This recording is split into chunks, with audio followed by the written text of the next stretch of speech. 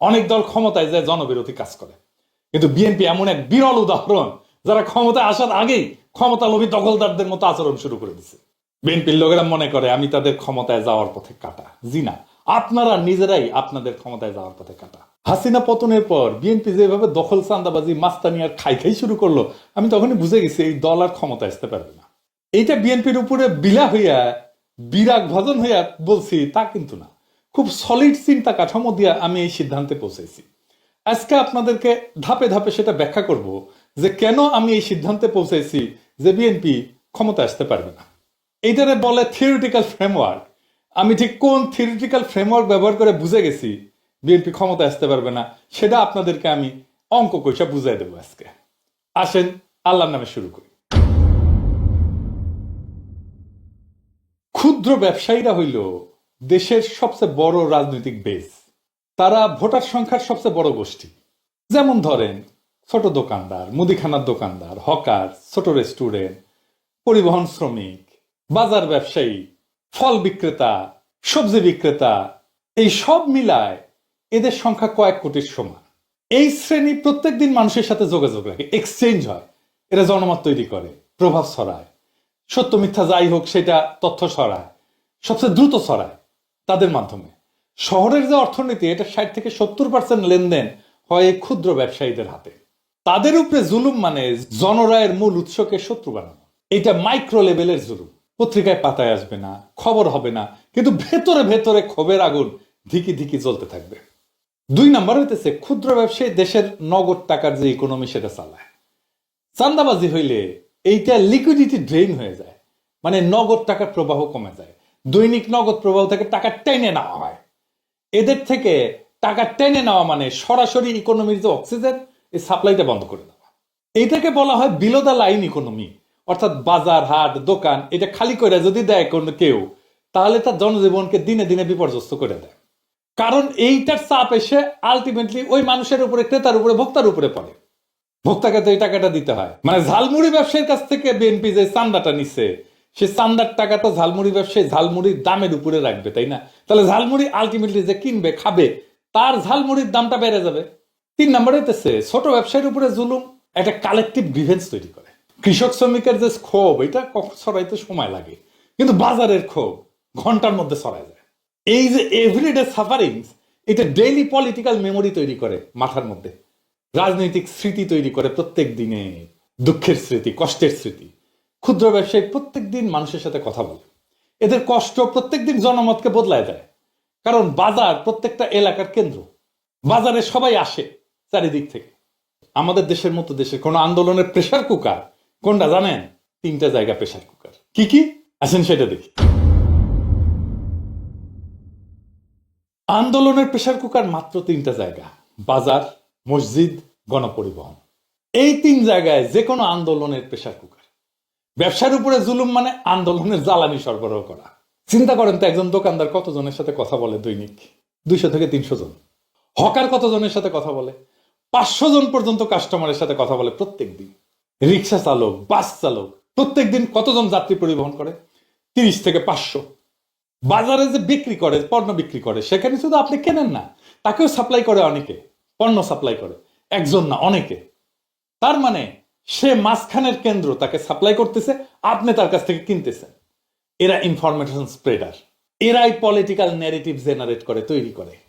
এদেরকে বলা হয় গ্রিভান্স অ্যাম্প্লিফায়ার। গ্রিভান্স অ্যাম্প্লিফায়ার মানে তার ক্ষোভ, বিক্ষোভ এটাকে বহুগুণে বাড়ায় দেয় দোকানদারেরা। গণপরিবহন, মসজিদ, এবং এরা র্যাপিড মোবিলাইজার, খুব দ্রুত জনমতকে মোবিলাইজ করতে পারে। এদেরকে বলা হয় পেটি বুর্জোয়া। প্রথমে বুঝে নি পেটি বুর্জোয়া কাকে বলে। এটা কমিউনিস্ট টার্মিনোলজি আর কি। পেটি বুর্জোয়া হচ্ছে সবচেয়ে বিপজ্জনক অপোজিশন ব্লক, ক্ষুদ্র ব্যবসায়ীদের শ্রেণী আর কি। রাজনৈতিকভাবে এরা সবচেয়ে অস্থির, কিন্তু সবচেয়ে ক্ষমতাশালী মোবিলাইজার। এটা বুঝলে দেখতে পারবেন বিএনপি এই গ্রুপটাকে খেপায় তুলছে ক্ষমতায় যাওয়ার আগে। তো পেটি বুর্জোয়া হলো এমন এক সামাজিক অর্থনৈতিক শ্রেণী, সামাজিক এবং অর্থনৈতিক শ্রেণী যাদের কাছে অল্প পুঁজি আছে এবং নিজের শ্রম আছে, যারা নিজের পুঁজি এবং নিজের শ্রম দুইটা দিয়ে ব্যবসা চালায়। পুঁজিপতি কিন্তু নিজের শ্রম দেয় না, নিজের পুঁজি দেয়। কিন্তু স্বল্প পুঁজির ব্যবসায়ী পেটি বুর্জোয়ারা নিজের শ্রম দেয়, পুঁজিও দেয়, এই দুইটা দিয়ে ব্যবসা চালায়। এরা না পুরোপুরি শ্রমিক, না পুরোপুরি পুঁজিপতি। ছোট দোকানদার, হকার, কারিগর, ক্ষুদ্র ব্যবসায়ী, ছোট উদ্যোক্তা, এরা সবাই পেটি বুর্জোয়া। পেটি বুর্জোয়ার চারটে মূল বৈশিষ্ট্য মার্কসের সংজ্ঞা অনুযায়ী। কি কি? এখন আমার ক্ষুদ্র ভাতার ভগিনীরা কবে আপনি বামপন্থী বানিয়ে দিচ্ছেন, আমাদেরকে কমিউনিস্ট বানিয়ে দিচ্ছেন, মার্ক্সবাদী বানিয়ে দিচ্ছেন। এগুলো জানা দরকার। না জানলে বোঝা যায় না সমাজকে, সোসাইটিকে, আন্দোলনকে, সংগ্রামকে, লড়াইকে, এগুলো বোঝা যায় না। এই যে মার্ক্স বলছে এদের চারটা বৈশিষ্ট্য। একটা হচ্ছে স্বল্প পুঁজি থাকে, 2 নাম্বার নিজের শ্রম দিয়ে কাজ চালায়, 3 নাম্বার হইতেছে কখনো কখনো 1 থেকে 5 জনের মতো শ্রমিক রাখতে পারে, সেও পেটি বুর্জোয়া। আর তারা বাজারের ওঠানামায় খুব সংবেদনশীল। এদের একটা অর্থনৈতিক ইনসিকিউরিটি আছে। এরা বুর্জোয়া কারণ পুঁজি আছে। এরা পেটি, ছোট, পেটি মানে ছোট, এটা ফ্রেঞ্চ শব্দ। ছোট, এটা ছোট পুঁজি, পুঁজি ছোট, এই ব্যবসার পরিধি ছোট। গ্রামসি বলছে যে এরা পলিটিক্যালি ভোলাটাইল, ইজিলি মোবিলাইজ করা যায় এবং ক্রাইসিসের সময় তারা পাওয়ারের ব্যালেন্সকে নড়াচড়া করায় দিতে পারে, একদম ক্ষমতাকে হেলায় দিতে পারে তারা। হাসিনার পতনের সময় এরাই মূল ভূমিকা রাখছিল, আমরা সেটা পরবর্তীতে দেখব। এবং আপনারা খেয়াল করলে দেখবেন যে আমি আমার এপিসোডগুলো যখন তৈরি করি আমি এই পেটি বুর্জোয়া সম্প্রদায়কে অ্যাড্রেস করি। এরাই আমার এপিসোডের মূল দর্শক।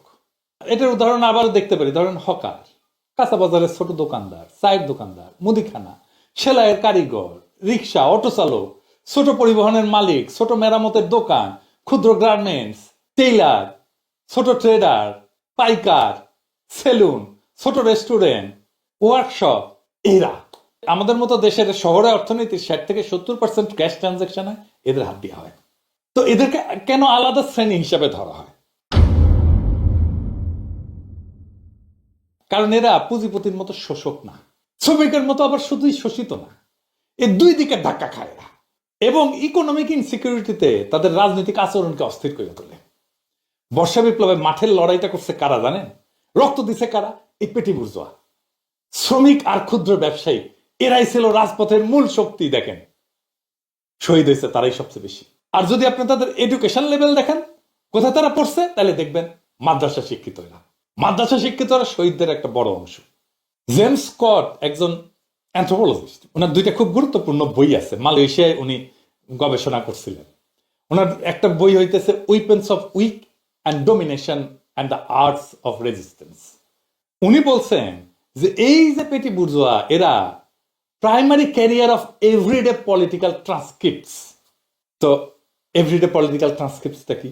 উনি মূলত মালয়েশিয়া একটা গ্রামীণ সমাজের দৈনন্দিন প্রতিরোধ, এভরিডে রেজিস্ট্যান্স কিভাবে কাজ করে, ওইটা নিয়ে 2 বছরের একটা এথনোগ্রাফিক গবেষণা করছিলেন। মানে ওখানে জনগণের সাথে থেকে ওদের আচরণ দেখে দেখে যে গবেষণা হয় সেটাকে এথনোগ্রাফিক গবেষণা বলে। তো উনি দেখাইতেছেন যে সাধারণ মানুষ তাদের অসন্তোষ দৈনন্দিন আলাপ এবং নিন্দা দিয়া বাজার এবং সামাজিক পরিসর দিয়ে ছড়ায় দেয়। সাধারণ মানুষ সরাসরি বিদ্রোহ না করিয়া গুঞ্জন, গুজব, গোপন রাজনীতি ধীরে ধীরে ধীরে ধীরে ধীরে ধীরে ছোটখাটো স্যাবোটাজের মাধ্যমে শোষণের বিরুদ্ধে প্রতিরোধ করে। ক্ষমতাবানদের সামনে সাধারণ মানুষ যে প্রতিক্রিয়া দেখায় সেটাকে বলা হয় পাবলিক ট্রান্সক্রিপ্ট। ক্ষমতার আড়ালে যেটা বলে সেটা হইতেছে হিডেন ট্রান্সক্রিপ্ট। এই দুয়ের যে পার্থক্য এটাই হইতেছে পলিটিক্যাল ট্রান্সক্রিপ্ট। বোঝা গেছে? তার মানে সে যেটা মুখে বলতেছে আর তার অন্তরে যেটা লুকানো আছে সেটাই আসল রাজনীতি। এই জিনিসটা বুঝতে হয় পলিটিক্যাল ওয়ার্কারদের। এই হিডেন ট্রান্সক্রিপ্টটাই বাজারে দ্রুত ছড়ায়। তাদের ক্ষোভ বিক্ষোভ ছাইচাপা আগুনের মতো ধীরে ধীরে ধীরে ধীরে ধীরে ধীরে ভিতর দিকে ছড়াইতে থাকে। তো স্কট বলতেছে যে যেখানে এই যে ইনফর্মাল ইকোনমি, যেটা এই যে বলছি যে এই যে ক্ষুদ্র ব্যবসায়ীরা যে অর্থনীতি চালায় এবং সেইখানে যদি জুলুম থাকে, তাহলে এই যে পেটি বুর্জোয়া ক্লাস এরা সবচেয়ে দ্রুত গণক্ষোভকে বহুগুণে বাড়ায় দেয়। ক্ষোভ সবচেয়ে দ্রুত ছড়ায় তাদের মাধ্যমে। তো উনি বলছেন যে এটা থ্রেশহোল্ড ক্লাস, এর কারণ এদের সমাজতাত্ত্বিক অবস্থান হচ্ছে অস্বাভাবিক। এরা কর্মজীবী মানুষের মতো গরিব না, আর পুঁজিপতির মতো ক্ষমতাবান না, মধ্যবিত্তের মতো শিক্ষিত স্থির না, কিন্তু বাজারের তারা দৈনিক শোষণের মুখোমুখি হয় আর এইরকম পলিটিক্যাল পার্টিগুলোর জুলুমের মুখোমুখি হয়। তো গ্রামসি এদেরকে বলছে ইনসিকিউর স্ট্যাটা। ইনসিকিউর স্ট্যাটা মানে অরক্ষিত জনগোষ্ঠী, যারা সবসময় একটা পলিটিক্যাল সিকিউরিটি, পলিটিক্যাল রাজনৈতিক সুরক্ষার খোঁজ করে। একটু শোষণ বাড়লে এই শ্রেণী বিস্ফোরক হয়ে ওঠে এবং তাদের শত্রু পরিচয় খুব সহজে তৈরি হয়ে যায়। সে তার শোষণকারী, তার জুলুমকারীর মুখ দেখতে পায়, বাজারে চাঁদা নেওয়া ক্যাডার দেখতে পায়, পুলিশ ঘুষ নেওয়া দেখতে পায়, স্থানীয় মাফিয়াকে দেখতে পায়, সিন্ডিকেট সে দেখতে পায়। এটাকে চার্লস টিলি বলতেন ভিজিবল অপ্রেসার, দেখা যায়। মানে শ্রমিক শ্রেণী, কৃষক এরা তো ভিজিবল অপ্রেসারকে দেখতে পায় না, তার শোষককে দেখতে পায় না, কিন্তু এরা দেখতে পায়। এই শ্রেণীর শত্রু অ্যাবস্ট্রাক্ট না, বোঝা যায় না, চেহারা তেমন না, এর জুলুমকারী প্রত্যেকদিন তার সামনে এসে দাঁড়ায়। এই কারণে তাদের প্রতিবাদ হয় খুব দ্রুত, খুব দ্রুত এটা সহিংস হয়ে ওঠে। এরাই ফার্স্ট মুভার, দ্রুত এরা মোবিলাইজ হয়, রাস্তায় নামে পড়ে। এরাই ক্রাউড মেকার, এরা জনগণকে নামায় ফেলতে পারে। যখন বিদ্রোহ হয়, বিপ্লব হয়, 3 ধরনের মানুষ সবচেয়ে গুরুত্বপূর্ণ। যারা প্রথম রাস্তায় নামে এদেরকে বলা হয় ফার্স্ট মুভার, ক্রাউডকে ধরে রাখে এদেরকে বলা হয় ক্রাউড স্টেবিলাইজার, আর যারা অবস্থান ধরে রাখে তাদেরকে বলা হয় স্ট্রিট কর্পস। এই 3 ধরনের, আমরা যখন জুলাই বিপ্লব করছি এই 3 ধরনের মানুষকে আমরা একসাথে মোবিলাইজ করছি। এই 3টা ভূমিকায় এপিটি বুর্জোয়া স্বাভাবিকভাবে পালন করতে পারে, কারণ তারা রাস্তাতেই থাকে। তারা দোকান বন্ধ করে দিতে পারে, বাজার অবরোধ করে দিতে পারে, ধর্মঘট করতে পারে। সবকিছু বন্ধ করে দিলে তার শহর থেমে যাবে, শহর তার সবকিছু বন্ধ করে তারা রাস্তায় নেমে এসে প্রতিরোধ গড়ে তুলতে পারে। এরাই বিদ্রোহের ব্যাকবোন, এরাই হইতেছে আরবান ডমিনেন্স উইদাউট ফর্মাল পাওয়ার। এর মানে শহুরে কর্তৃত্ব। এটাই আপনি পেটি বুর্জোয়াকে আপনার পাশে রাখবেন পলিটিক্যালি, আপনার পাশে আর কেউ দাঁড়াইতে পারবে না। তো মিডগেলের একটা বই আছে, strong societies and weak states. ওখানে বলছেন উনি যে রাষ্ট্রের ক্যাপিলারি যেখানে দুর্বল সেখানে পেটি বুর্জোয়া অল্টারনেটিভ পাওয়ার, বিকল্প পাওয়ার তৈরি করে। এরকম ধরেন বাংলাদেশ, পাকিস্তান, তিউনিসিয়া, মিশর, ফিলিপাইন, সবখানে এই বিষয়টা দেখা গেছে। আসেন আমরা ইতিহাস থেকে কয়েকটা উদাহরণ দেখি। মিশরের যে হোসনি মোবারক সরকার পতন হইল, এটা কি ছিল জানেন? এটা পুলিশ নিয়মিত চাঁদা তুলত ছোট দোকানদারের মধ্যে থেকে, এবং ছোট দোকানদারদের মধ্যে থেকে খুব জমা হয়েছিল। হকার, ছোট ব্যবসায়ী, ট্যাক্সি ড্রাইভার, এরাই প্রথমে রাস্তায় নামছিল। এই শ্রেণীর খুবই তাহারির স্কোয়ারের দাবানল তৈরি করছিল। রাষ্ট্রীয় চাঁদাবাজির বিরুদ্ধে ক্ষুদ্র ব্যবসায়ীদের ক্ষোভ ছিল আরব বসন্তের মূল ট্রিগার। তিউনিসিয়ায় বউ আজিজি বলে একজন আত্মাহুতি দিয়েছিল 2010 সালে। বউ আজিজি ছিল একজন সাধারণ ফল বিক্রেতা। পুলিশ নিয়মিত চাঁদা নিত এবং পুলিশের অপমানের বিরুদ্ধে প্রতিবাদ করতে যায় আত্মাহুতি দিয়েছিল। তাতে ক্ষুদ্র ব্যবসায়ীদের ক্ষোভকে জাতীয় ক্ষোভে পরিণত করে ফেলে এবং বেন আলী সরকারের পতন ঘটায়। চান্দা, পুলিশি অত্যাচার একটা গোটা সরকারকে উড়াই দিছে। পাকিস্তানি এমকিউএম একটা খুব জনপ্রিয় দল ছিল। এরা দক্ষিণ এশিয়ায় শহুরে সবচেয়ে বড় কর্তৃত্ব রাখতে পারে যেই দল, সেই দল ছিল এমকিউএম। এবং এদের এই সাদা দল, ওরা বলতো ভাট্টা, এইটা করাচিতে এত ক্ষোভ তৈরি করছিল, এর বিরুদ্ধে রাষ্ট্র অভিযান চালাইছে, জনগণের সাপোর্ট পাইছে এবং এদের সমস্ত রাজনৈতিক প্রভাব একদম ভেঙে চুরমার হয়ে গেছে। ফিলিপাইনে মার্কোসের পতন হয়েছিল 1986 সালে, আপনারা হয়তো অনেকেই জানেন না। পতন হয়েছিল এই ছোট ব্যবসায়ীদের কাছ থেকে ট্যাক্স, পুলিশি চাঁদা, এই সমস্ত নিয়ে ক্ষোভ বিক্ষোভ জমে ওঠে এবং ছোট ব্যবসায়ী, মাঝারি ব্যবসায়ীরা প্রথমে রাস্তায় নামে, পরে ছাত্র জনতা যুক্ত হয় এবং মার্কোসের পতন হয়। তার মানে যেখানে রাষ্ট্র বা রাজনৈতিক দল ক্ষুদ্র ব্যবসায়ী, হকার, ট্রেডার এদের উপরে জুলুম করে, সেইখানে বাজার ভিত্তিক এক ধরনের ক্ষোভ বিক্ষোভ তৈরি হয়। এই ক্ষোভ বিক্ষোভ শহরে দ্রুত ছড়ায় এবং শাসক বা রাজনৈতিক দলের একটা বৈধতার সংকট তৈরি হয় এবং রাজনৈতিক শাসন বা রাজনৈতিক কর্তৃত্ব বা রাজনৈতিক দলের কর্তৃত্ব ভেঙে পড়ে। এখন প্রশ্ন হইতেছে, আওয়ামী লীগকে চাঁদাবাজি বখরা নেওয়ার কাজ করেনি? করছে। তাইলে তার আমলে কেন মানুষ এভাবে প্রকাশ্যে কথা বলে নাই? দেখেন, অনেকেই বলে কিছুই তো বদলায় নাই হাসিনা যাওয়ার পরে, সব আগের মতোই আছে। জি না, এই যে বদল, এইখানে এখন মানুষ আর সেই আগের ভয়ের মধ্যে নাই। এখন তার সেই গুমের ভয় নাই, আতঙ্ক নাই, রাষ্ট্রযন্ত্রকে ব্যবহার করে জনমতকে দমায় দেওয়া নাই। তাই মানুষ কথা বলে। আপনারা জানতে পারেন বিএনপি ওয়ালারা তাই চায় একটা নির্বাচনের পর ক্ষমতা আসতে, যেন রাষ্ট্রশক্তি ব্যবহার করে আর একটা ভয়ের রাজত্ব কায়েম করতে পারে। এখন প্রশ্ন হইতেছে, আমরা কি তাদেরকে আবার সেই ভয়ের রাজত্ব কায়েম করতে দেব? প্রশ্ন রেখে গেলাম আপনাদের কাছে। অনেক দল ক্ষমতায় যায় জনবিরোধী কাজ করে, কিন্তু বিএনপি এমন এক বিরল উদাহরণ, যারা ক্ষমতায় আসার আগেই ক্ষমতা লোভী দখলদারদের মতো আচরণ শুরু করে দিচ্ছে। এটাই তাদের সবচেয়ে বড় রাজনৈতিক আত্মঘাতী ভুল। একটা ঝালমুড়িওয়ালার দোকানের উপরে 5-5টা বিএনপির গ্রুপ ঝাঁপায় পড়ে। ওরা 5 গ্রুপ সাদা চাইছে, তো ওরা মারামারি করে আমার উপরে জাল উঠেছে। Munda group, Kamal group, Selim group, আরো 2টা গ্রুপের নাম জানি না।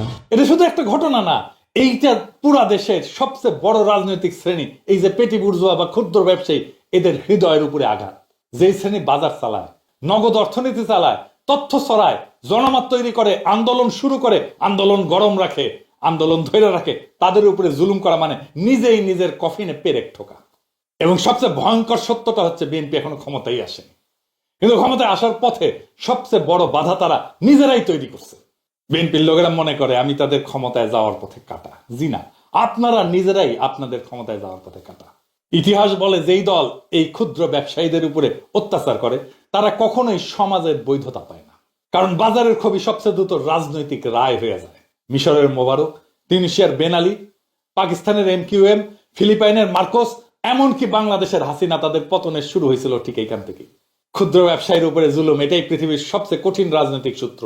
বাজারকে শত্রু বানায় কোনো দল ক্ষমতায় আসে না, বাজারকে অপমান করে কোনো দল ক্ষমতায় টিকে থাকতে পারে না, এবং বিএনপি আজ সেই রেড লাইনটা অতিক্রম করে ফেলছে।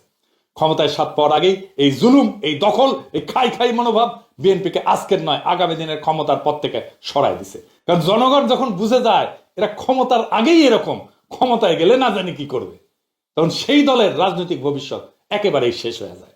বিএনপি এখনো ক্ষমতায় আসেনি, আর এই ক্ষুদ্র ব্যবসায়ীদের উপরে অত্যাচার তাদের আর কোনোদিনই ক্ষমতায় আসতে দেবে না। এটাই বাস্তবতা, এটাই বাজারের রায়, এবং এটাই বাংলাদেশের ভবিষ্যতের রাজনীতি। ইনকিলাব জিন্দাবাদ।